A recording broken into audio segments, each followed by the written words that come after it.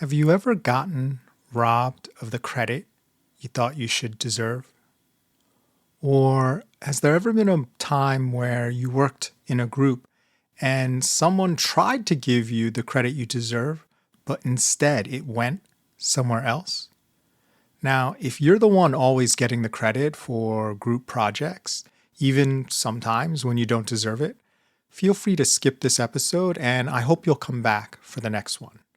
But if you're like me and you don't quite understand why sometimes you are getting the credit and other times someone else is getting the credit, stick around. In today's episode of No More Illusions, we will reveal how recognition for group work really works. And we'll share with you some strategies so that you can get more of the credit you deserve. However, word of warning, you may not be comfortable with that strategy and advice. I'll leave it up to you what to do with it.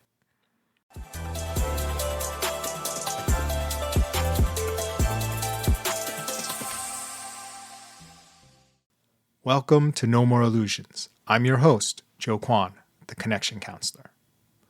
So sometimes you can kind of feel that credit for work that you've done is being stolen by someone else. And in fact, sometimes people do steal credit, but sometimes there's something a little bit more nuanced going on. And I want to go over that, one, so you don't misunderstand what's going on, but more importantly, so you do understand what's going on so you can make better decisions, which will lead to you getting more of the success you deserve, or at least deciding when you'll make moves in order to do that. Barabasi's fourth law of universal success, or fourth universal law of success, is while team success requires diversity and balance, a single individual will receive credit for the group's achievements. Now, in the book, The Formula, where these 5 laws of success are stated, he uses a really interesting example about going to a concert. I think it was a Sade concert, about how Sade, the singer who goes by Sade, and the group is also called Sade, she tries to give all the band members sort of equal credit and success because she's right, like they can't be successful without each other, and they create the beautiful music that she happens to sing to.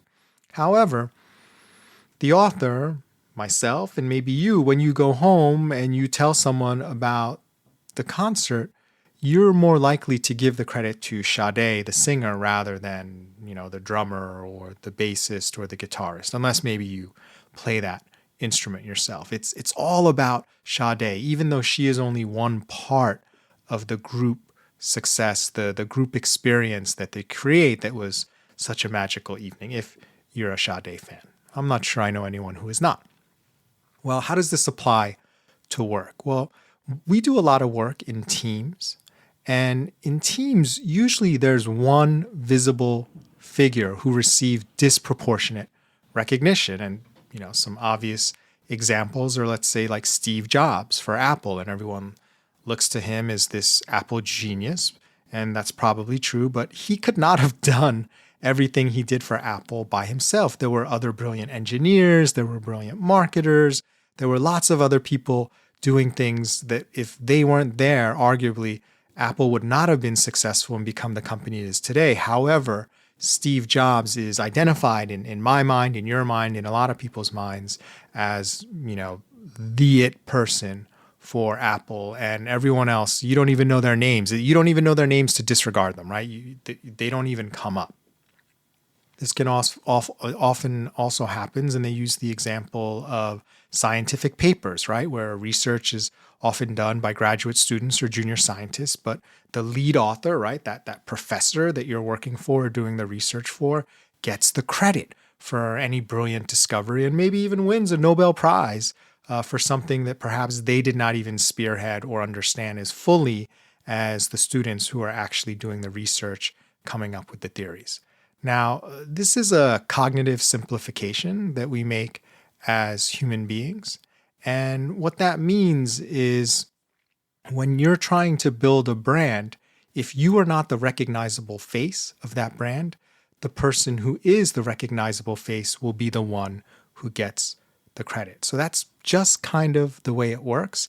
And in the book, they also talked about this could especially be a problem for women, especially women who are writing papers where the lead author or even co-collaborator was a man. The tendency, the bias in culture and in our sort of scientific community is to see the male scientist as the leader, and they get all the recognition and future opportunities, even if they played a very minor role or weren't even the lead on that sort of study or paper or research. So what does that mean for you? What that means is you have to make a decision once you understand this, right? Once you understand how recognition flows, you need to understand that if you're not the single individual who will be receiving credit for the group's achievements, you need to either leave the group or distinguish yourself from the group enough so you become the recognizable face, so you become the person who receives credit. Now, interestingly, they found with the scientific papers, when women were doing collaborations with other women, this tendency lessened, right? So it wasn't like, one of the women would steal all the credit. It was more balanced because that bias did not fall into place. So my advice and my perspective is not that you should immediately leave a group if you're not getting all the credit. There are many times where you get a benefit for working for someone who's more senior, who has a bigger name in the industry. You can get access, you can get experience, you can get training that is invaluable. However, if you're not okay with that person always getting the lion's share of the success for the work you do, you need to understand that that is not going to change, right? They can tell people, oh, my assistant Joe is so brilliant, but they're still going to be seen as the thought leader in that space. So you need to either go out on your own, and this is why I said you may not like this advice or strategy, you may not be comfortable with it. You need to either go out on your own and create your own thing, or you need to distinguish yourself enough, even within that practice, to have your own specialty so you become the expert in that area. So now people can say, you're going to be getting all the credit, and now the people doing the research for you may not be getting the credit. But that's another episode entirely. So the illusion, once again, is that teams get equally recognized for their work. You know that's not true. I know that's not true. The people getting credit for your work, they know that's not true.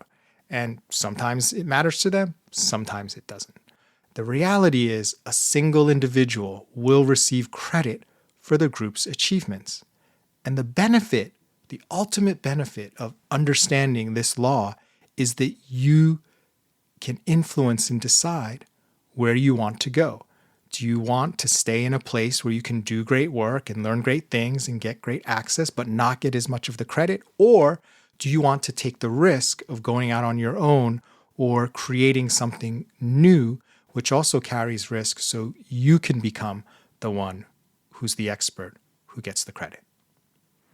If this resonated, I hope you join the Connection Counselor newsletter, where I share reflections and practical ideas on work, people, and personal growth. Just go to my website, connectioncounselor.com, to subscribe. While you're there, you might also explore the small collection of books that shaped how I think about work, relationships, and life. You'll find them in the reading section. If you like the show, please follow us on Spotify. It really helps. Finally, if you've uncovered an illusion that changed your life, or you know of one that you want to share with others, please send it to me at joe@connectioncounselor.com.